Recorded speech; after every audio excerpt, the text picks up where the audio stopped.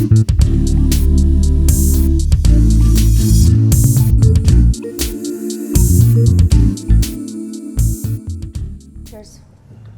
Happy birthday. Thank you, and congratulations to your pod. Thanks. Get cozy. We're gonna get deep. Okay. All right. Trey is my best guy friend, one of my very best friends. We've known each other for how many years? 20. I would say don't give away our age, but we just did a 30th birthday cake. 20 plus. 20 plus. No, not that many. Yeah. Like 50. 16.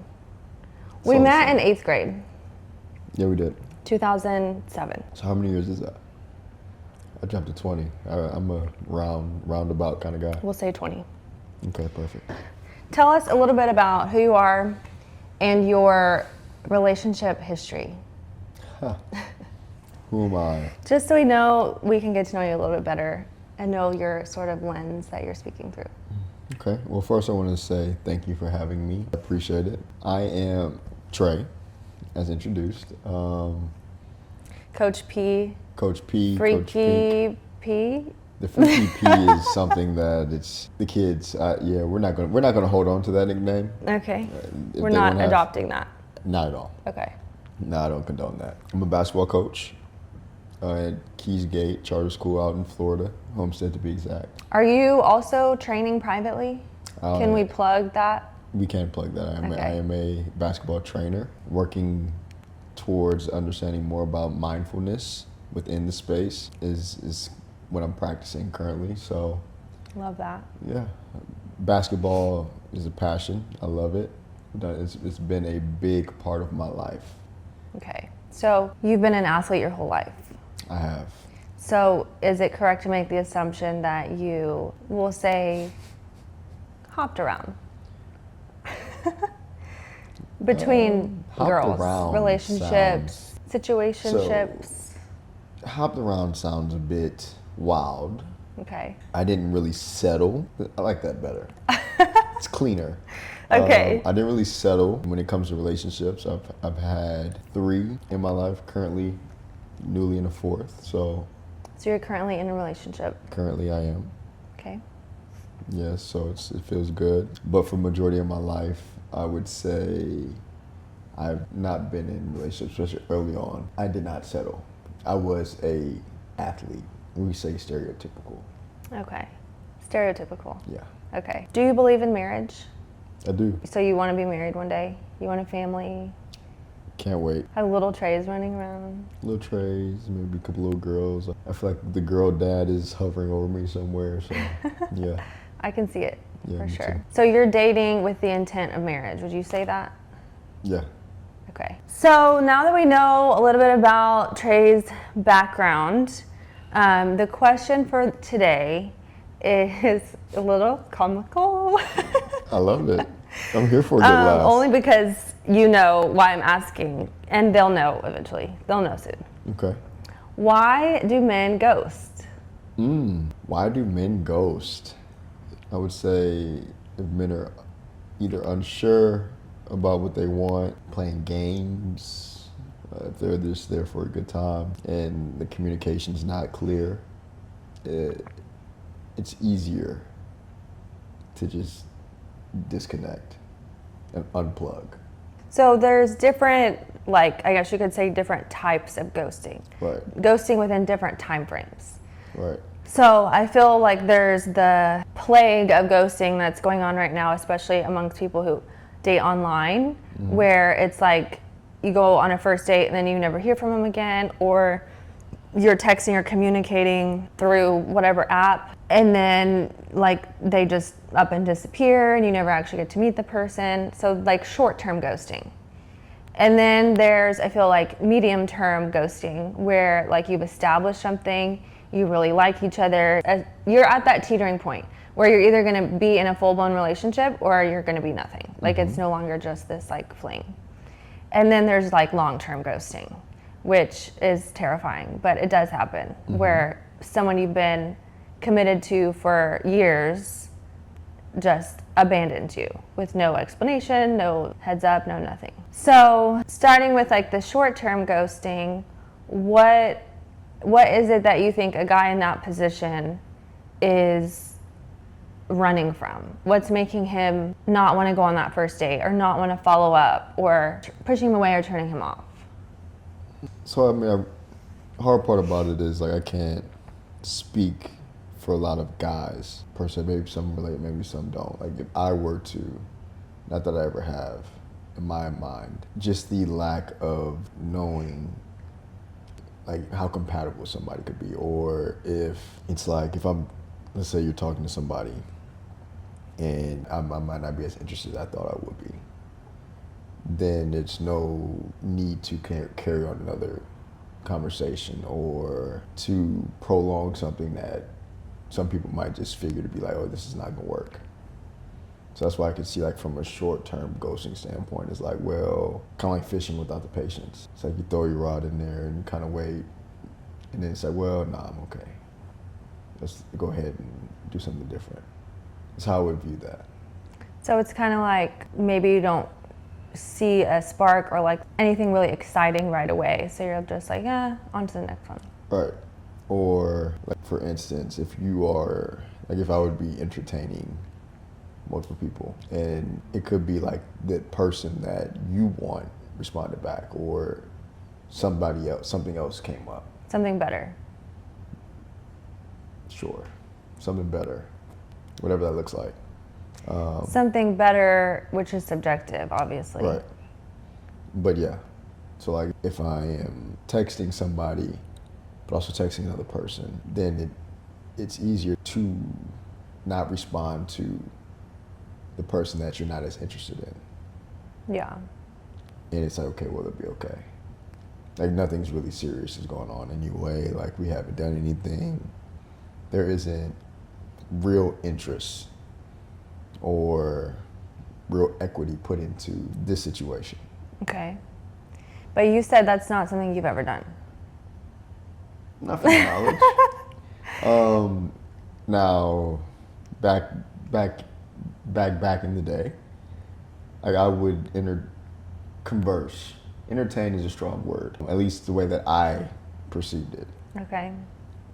But I would converse with people, and I was pretty open with my communication as far as like, hey, I just want to be friends. It's cool, but I didn't date. So, what about the guy who is open about communication, but says he does want those things? I am looking for a relationship. I want a wife, and does all of the like dreaming with you, and you talk about the future and kids, and you talk about deep things, and you have the same values, and then that person ghosts.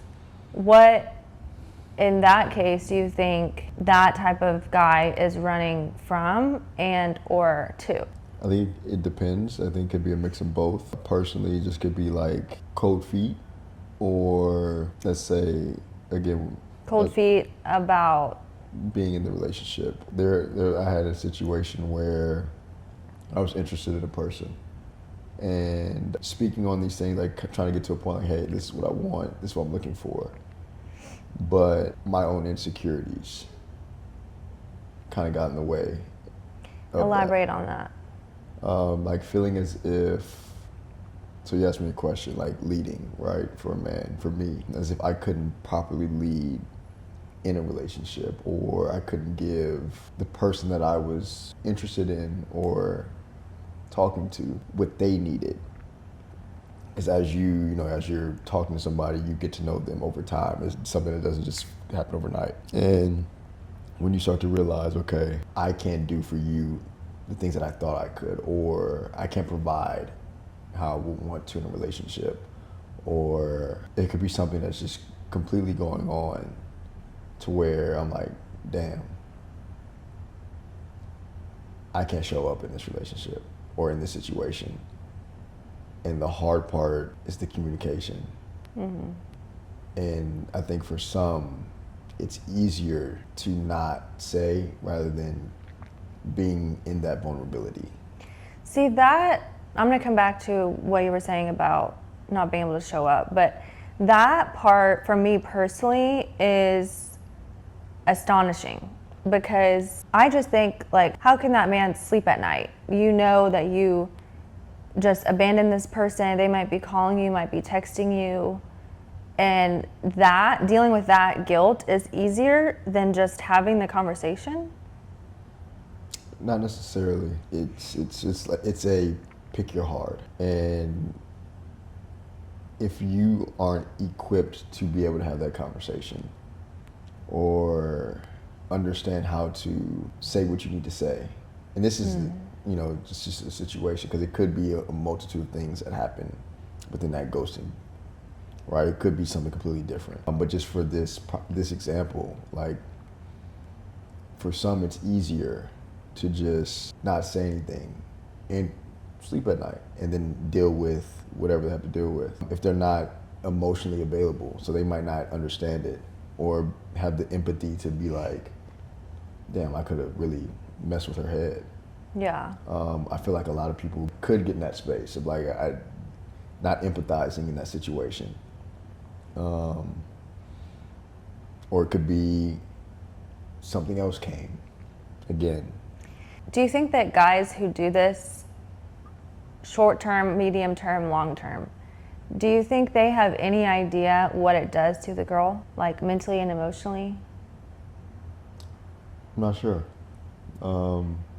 When a guy does that, when he makes a conscious decision, which is what you're making it sound like it typically is, a conscious decision to, okay, I'm gonna choose to ghost this person, which, side note, to me, ghosting is a watered down, sugar-coated version of abandoning someone.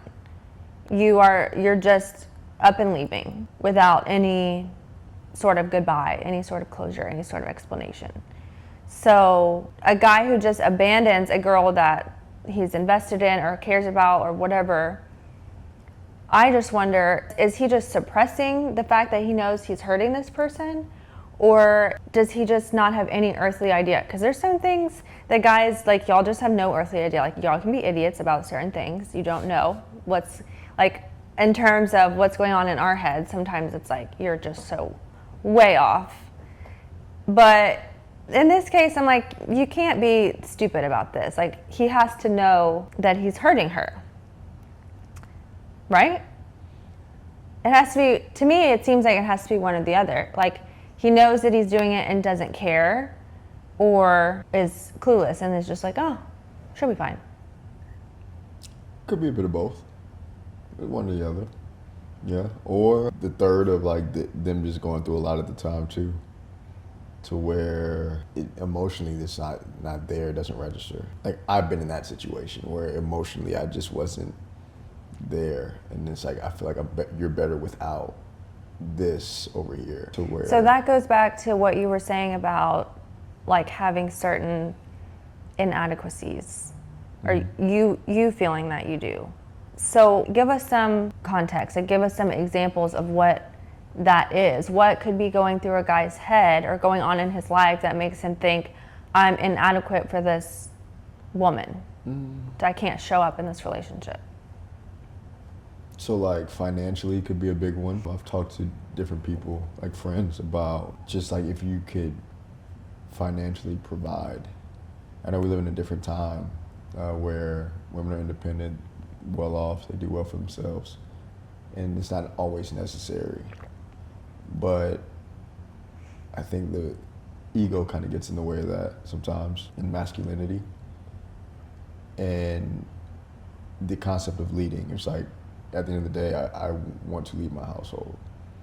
And if I can't, it's hard for me to be like, come into my life. Yeah. Because I don't feel as if I'm living up to what I need to live up to by just giving you the bare necessities or everything that I possibly can. It could also be from a standpoint of not properly healing from the past, like loss, and little things trickling in, creeping in, to where it's like it comes out in whatever situation that you're currently in, and then your mind is like, nah, I can't let this happen again. So controlling the narrative and escaping the situation it can be easier because that pain is still there or whatever that is. So it's like, let me move from this. Avoidance. Sure, yeah. So like that is kind of what I would think about, or just current things in your life, like family. If it's stuff becomes overwhelming to where you don't have the emotional capacity to bring on somebody else's stuff. And at the same time, I can see that as like I'm not purposely trying to ghost you or ignoring you. It's just so much clutter and stuff that I'm not there. So conversations are short. The response might not happen in the day or two because things are piling up. Next thing you know, you dug yourself in the hole to where, oh shit, I can't get out of this. This time has already taken place. This is gone by. So now what are you thinking? And then again, it goes back to like, maybe she's moved on. Because then I could see it becoming like this, oh, well, he's not, like from a woman's standpoint, he's not responding. So let me just go on with my life. And then I'm like, oh, she's not responding. Maybe she did move on with her life. So let me just continue to move on and not think about it. Okay, see, but that's very, I definitely see everything that you're saying. There's a lot we could unpack. But that you just said is very self-sabotaging. Because the steps that took you to, oh, well, maybe she moved on, so I'm just going to move on. You did that. You, as the ghoster, you orchestrated all of that and then somehow got yourself into the position to be able to say, well, she's the one who's moving on. So it's like you don't even have to deal with the guilt or the self-blame because you orchestrated this, you pushed her away. And that is very weak behavior. The other thing it is it makes the relationship tainted. Because if that man was not able to show up, had he just told her that and had that open and honest conversation, there would at least be, one, no hard feelings. Eventually, people would probably get hurt, but they would heal. And at least in most cases, I think, some sort of hope for the future when both parties are in a better place potentially to try again. But that self-sabotaging behavior, it just puts this dark cloud over the connection between those two people, and to where it's like there's really no going back. So what do you think, if anything, that a woman can do in that position or in a relationship to keep or prevent a guy from ghosting? Like, is there anything that the woman can do to nurture the relationship as it goes, to where if he does want to exit the relationship, he will recognize that it's better to have the conversation than to not? Or is that all just him? I think just communication, providing a space for that. If you see, like, if it's going on, it could help. But I think at the end of the day, we make choices. Like, everybody has a choice. And ultimately, I think with the communication piece is a big factor in that. And then it's like, under just continuing to try in that situation, if that's what it is, and not just a true like, nah, I'm not messing with this person anymore, because that happens too. Like, the woman should continue to try? Yeah, early on. Like, not to the point of like it becoming almost disrespectful to yourself, I guess. Right. I feel like there's a fine line there. Yeah. I mean, yeah, you'll kind of get it. You'll know. Like, again, we make choices. And if you want to do something, you do it. If you want to be in something, you'll be in it. What do they say? If he wanted to, he would. I don't know if I completely agree with that. Is that what they say? That's what they say. If he wanted to? Yeah, if he wanted to, he would. Is they being women? Yeah. Okay. Just want to clarify. Isn't that a Taylor Swift song? I'm not a Swiftie. I'm not. I'm the opposite of a Swiftie. We need to get a quote of that. Yeah, it's a song somewhere. So when the ghoster ghosts, what do you think, from the guy's standpoint, let's say you're the ghoster, what should she do if she wants to get him back? What you mean? So he's gone, he's disappeared, he's no longer calling or texting.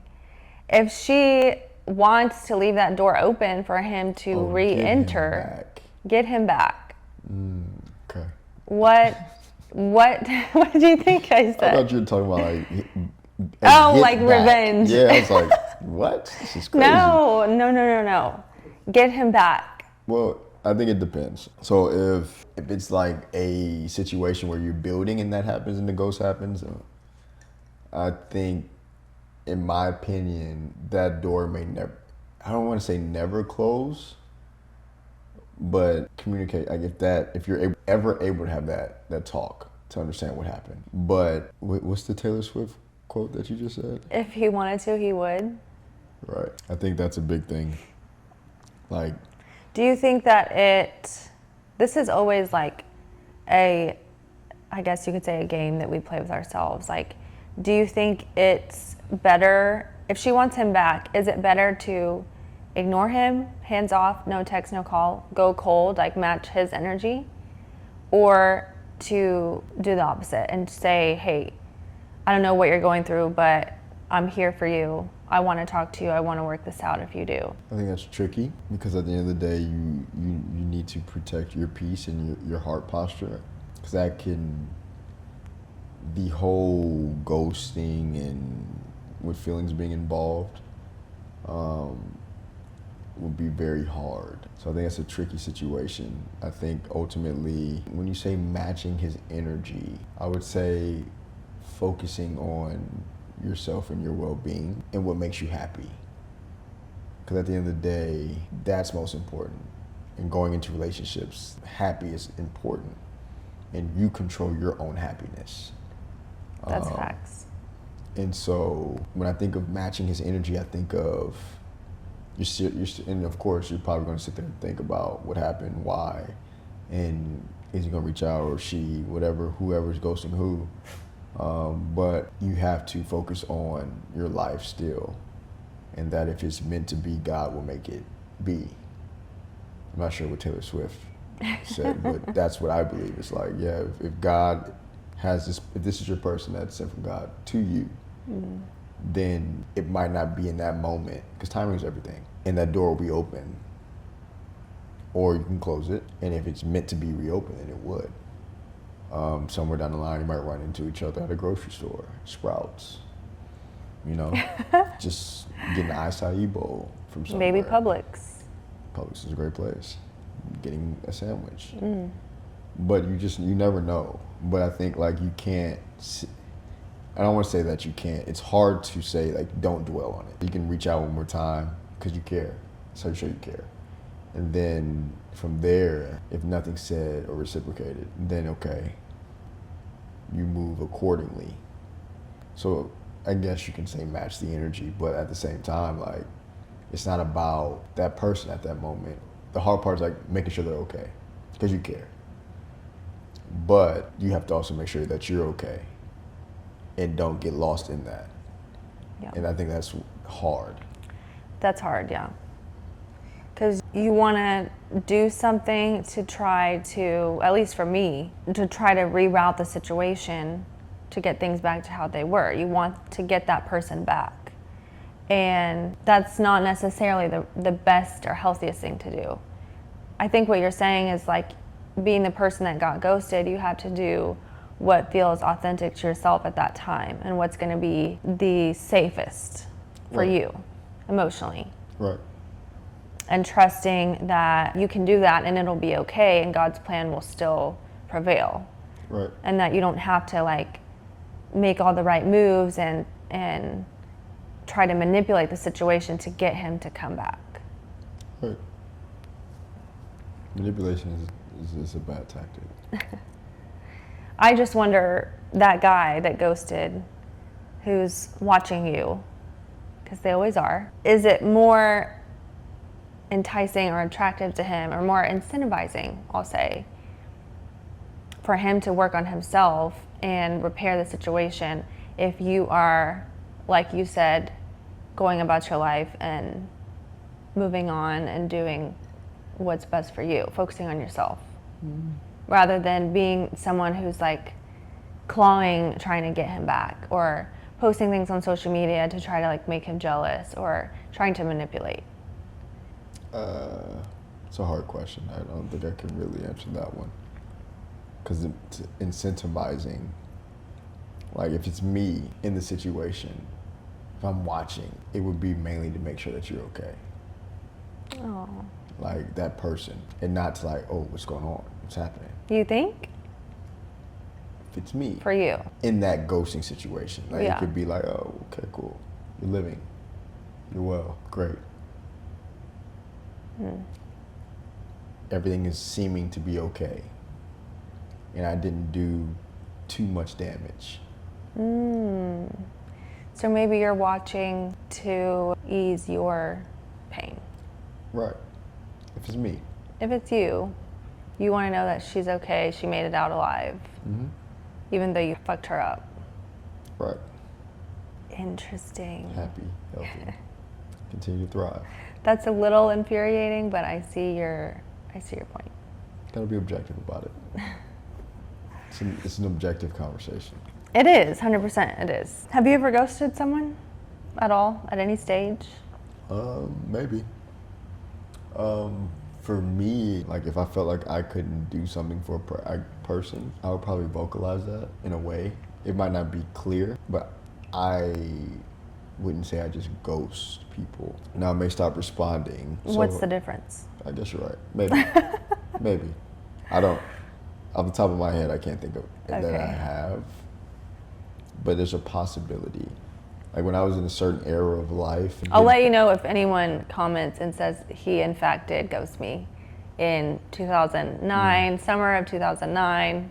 I'll let you know. If I did, I'll forward that. Said person, please respond. I apologize. I hope you're living, you're thriving, you're living life. You found love. I think, what's the name of that? There's a movie, Good Luck, Chuck. Never seen it. It's a great movie.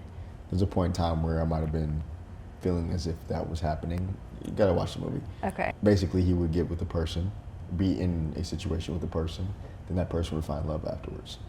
Okay. Now, if I led you find love, great. But yeah, like off the top of my head, off the dome, I wouldn't say that I've ghosted anybody. I try to be pretty clear on communication. Now, I can be flirtatious in my conversations. It's something I've kind of had brought to my attention. Not that I wasn't aware, but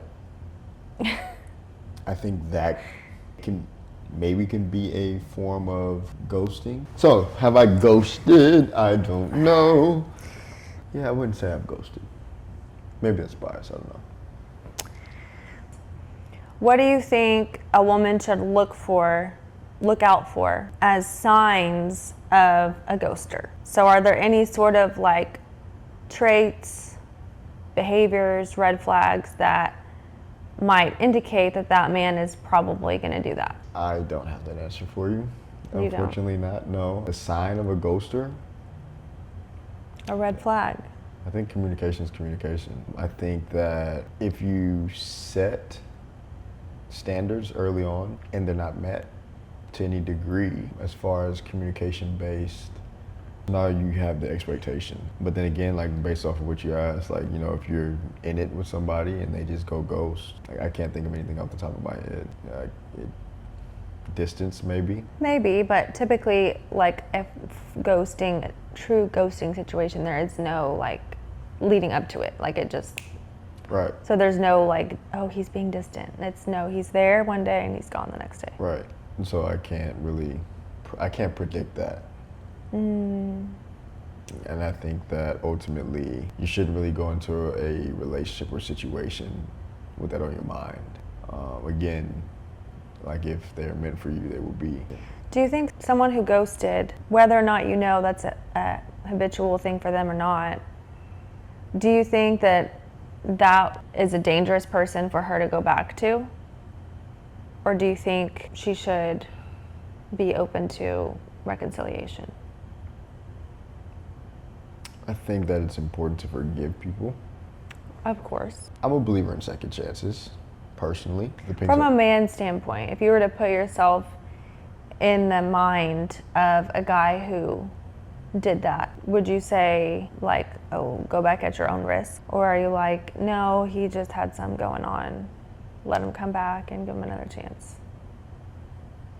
Why not? Well, you risk it happening again. All you can do is control what you can control. And if there are certain characteristics that you see that happened the first time, then you can kind of have a better gauge. I think that's a hard question to ask, truthfully. But I think that everyone, depending on the situation, person, circumstances, deserves a second chance, especially after a conversation, understanding, maybe some ground rules. Yeah. You know, it's like a job. Is it? Yeah. Okay. Dating certainly is like a job. I mean, to an extent. Do you have anything else to say to the ladies out there who want to change this aspect of the dating culture, or the men? I think that in any aspect of a relationship, open and honest communication is extremely important. Good, bad, ugly, it is a focal point of a relationship. And without it, it's hard to have one in any aspect. For men, particularly, that may struggle with the vulnerability piece of it, or whatever, even if they're not interested, they're ghosting because they want to do something different. Having the ability just to say, hey, I'm not interested, or it's not the right timing, or this is just not going to work out, would go further than just ghosting. I think it creates a domino effect that now, if somebody doesn't heal from that, that could be more invested, is brought into the next relationship. That's my biggest thing, is that the communication can help prevent further damage. They say hurt people. Yeah. And women, if you're ghosting, you're not interested, I think women do a better job of communicating in that instance, maybe. But it's important to have that conversation, so that way the damage, it's still going to be done, but it's not as catastrophic, or doesn't linger. So I would say just the open communication, or being able to vocalize why. I feel like a lot of people want to know why. And having the empathy to put yourself in that other person's shoes if you're going to step into the ring with them, if you're going to sleep with them, if you're going to take them on dates, show interest at any capacity, being able to say, if it does get to a point like this is not working, and that could be hard because people don't want to hurt, but it's easier in the long run. Yeah. And I think it can help not hinder other relationships on the road. Yeah, because like you said, and my therapist always says this, when you get into a relationship, you do bring in your stuff and they're bringing in their stuff. And the more you experience unhealthy relationships or do things that you know are wrong other people, experience heartbreak, break your own heart, self-sabotage, the more you do all those things, you're adding to your stuff. So it's going to make it harder and harder and harder. It's an uphill battle trying to get to the point of a long-term marriage or long-term relationship. You're making yourself have so much more work to do later down the road, as opposed to doing the right thing, even if it's the harder thing in the moment, is going to help you grow. So it's going to help you get rid of your stuff, help you heal. Great word. So it's good. I like what you have to say. Our last closing question. So at the end of every podcast, I'm going to ask, what is something that you regret in your dating life? Regret.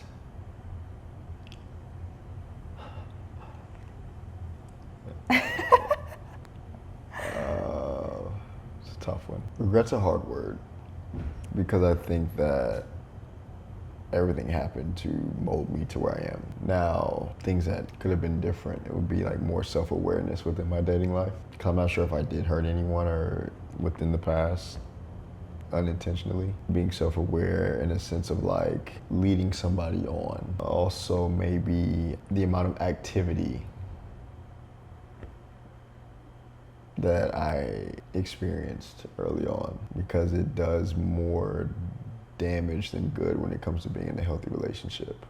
Mm-hmm. Activity being Sex. Sensual. Sensual seduction. Sensual seduction. Yeah, like it's you're not supposed to give yourself up to people, and it can skew what a healthy relationship is supposed to look like.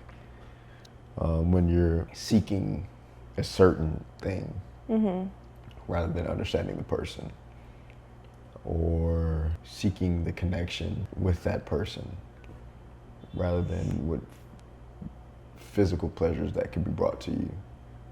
So I would say being more conscious about the people I was engaged with and what they wanted or were looking for rather than what I wanted and was looking for. And making sure I just wasn't selfish in those moments. Yeah, that's beautiful. Thanks. Took years. I'm proud of you. I'm proud of you too. That's it. Episode 1. Thank you all so much for tuning in to today's episode of That's What He Said. I hope you enjoyed it as much as I did, and I hope you're taking away something valuable that will benefit your dating life. If you're listening on Spotify or Apple Podcasts, please give this show a follow, rate, and review. And if you're watching on YouTube, please subscribe, like this video, and most importantly, comment below because I want to hear what you said. See you next time.